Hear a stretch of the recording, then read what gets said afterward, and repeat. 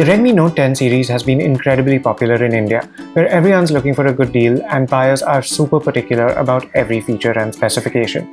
If a phone priced under 15,000 rupees has a big screen, a high-capacity battery, a good processor, and lots of RAM and storage, chances are it will be successful. The new Redmi Note 10 is trying to be all these things. Priced starting at 11,999 rupees, this is looking like a complete package. So stay with me to the end of this video to find out everything you want to know about it. If this video does help you in any way, please do consider subscribing to our channel and hitting the bell icon so you know whenever we post a new video.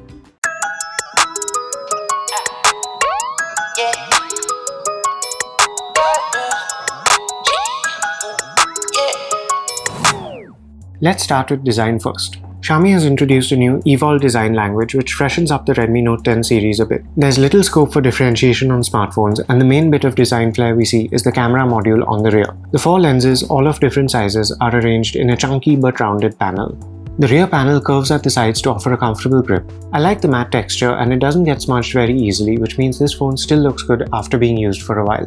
Turning the smartphone around reveals a 6.43-inch display with relatively narrow borders. This makes the phone quite easy to hold and manage. One design touch here that I don't quite like is the silver ring around the front camera, as it's reflective and can be distracting while watching a video. But back to the display. It's made out of Corning Gorilla Glass 3 and comes with a protective film pre-applied. The screen is bright and crisp with rich colors, and the smartphone also has Widevine L1 DRM certification, which means you can stream at a high resolution. Another thing to note when it comes to media consumption is that the Redmi Note 10 has stereo speakers. There are extra speaker holes at the top, though it appears that Xiaomi is using the earpiece itself as a speaker, which is weaker than the main one on the bottom. But what's most interesting is the IP53 rating, which means this phone is splash and dust resistant, and that's pretty uncommon at this price level. The processor of choice for this generation is Qualcomm's Snapdragon 678, a recently launched upper mid-range option which improves very slightly on the Snapdragon 675. There's either 4GB or 6GB of RAM and 64 or 128GB of UFS 2.2 storage, depending on which variant you choose. Paired with this hardware is the MIUI 12 custom ROM based on Android 11. My unit had version 12.0.1 and didn't get any security updates beyond the January 2021 patch, which is okay but not ideal. The company does promise a huge update with MIUI 12.5, which is coming soon.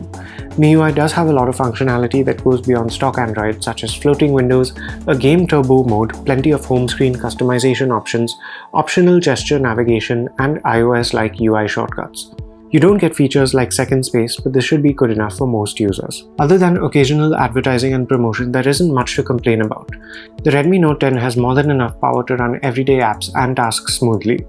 Games including Asphalt 9 Legends and Call of Duty Mobile ran pretty well at high graphics quality. There was very minor stuttering, and the rear of the phone did get slightly warm after about 15 minutes. The Redmi Note 10 has a 5000 mAh battery. It can be charged at up to 33 watts, and a charger matching that rating is included.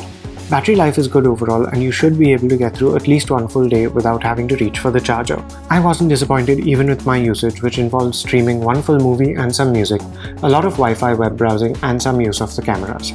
Charging the smartphone with its own charger got it up to 66% in 30 minutes and 91% in an hour, which isn't bad at all.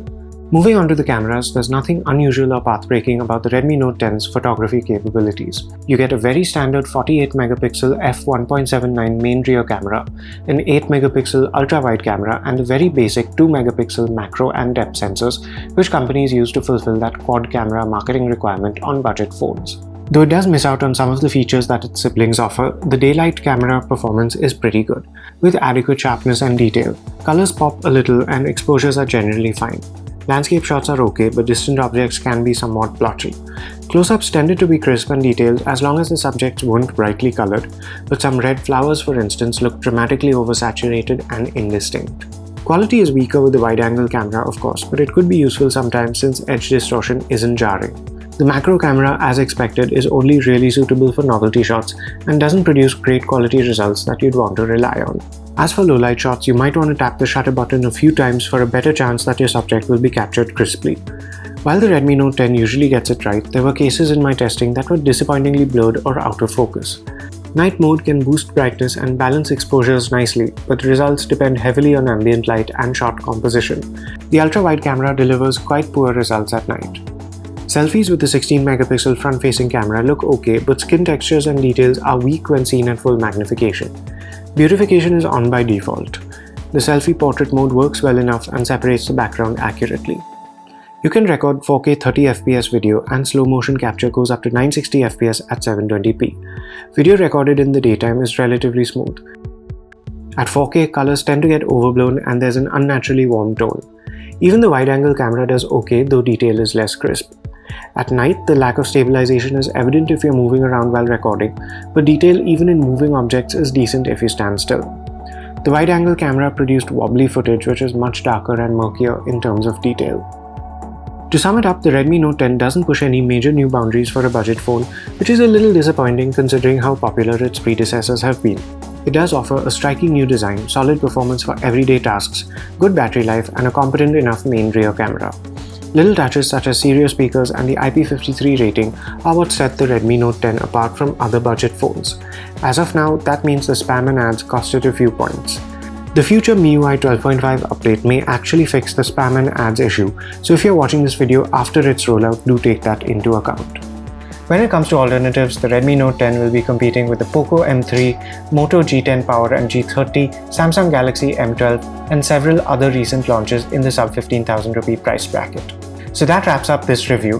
Please do consider hitting the like button if you enjoyed it, and let us know what you think of the Redmi Note 10 in the comment section. We have many more smartphone reviews on this channel, and of course for all things tech, do visit us at gadgets360.com. Thanks for watching.